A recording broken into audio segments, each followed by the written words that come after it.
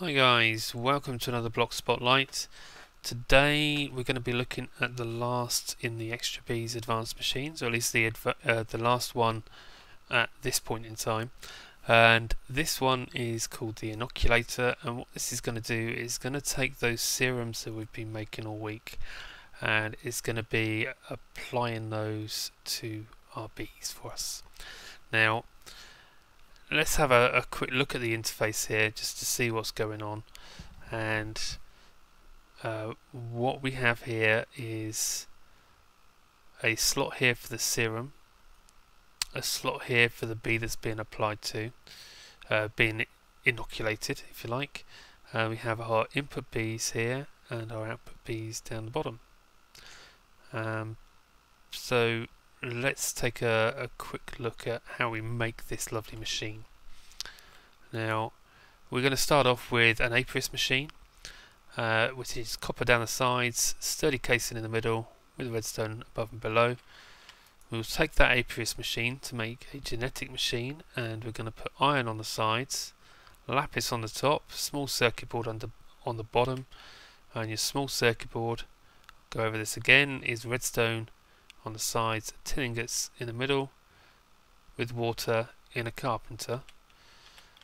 That genetic machine comes to make an advanced genetic machine, so we're going to use gold, a diamond, a medium circuit board, which in the carpenter is bronze down the middle of the two redstone stripes with a water in the tank.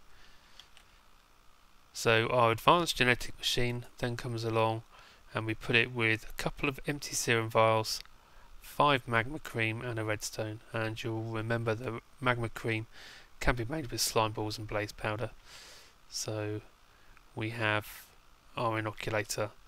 Now the inoculator is going to take some buildcraft power, not as much as the other machines that we've looked at so far, but still 25, quite a lot of power, certainly not insignificant. If you've got enough buildcraft power to power the rest of the machines, then 25 is really not going to be a problem. So let's have a look at what we've got. Now I've got an excellent quality effect cancellation serum, which we'll pop in there. Now let's analyse these tropical princesses. What we'll see is this has a poison effect. So we will make sure these have all got poison, which they should do, and then what we'll do is we will run them through our machine. So if we add those in, they're going into that top input slot when you shift click, and that's going to use our effect cancellation serum.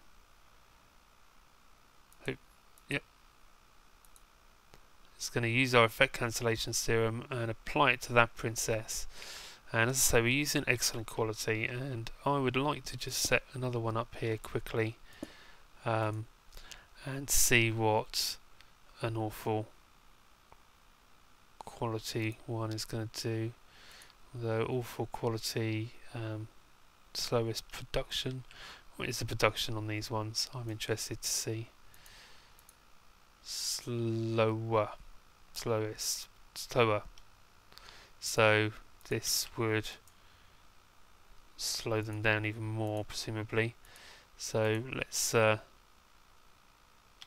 them in there while this one's going.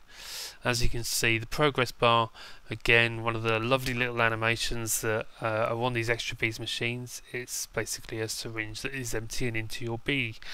So I think for each bee you're going to need to run this through twice, one for the active characteristics and once for the inactive characteristic, and then once it's done it should drop down into that bottom row of slots there. So we'll let that carry on a little bit. This one is going along too, and this is awful quality, so I'm interested to see if it's going to take longer. I think it probably should do, or it would have less effect on the trait. So this has gone through once already.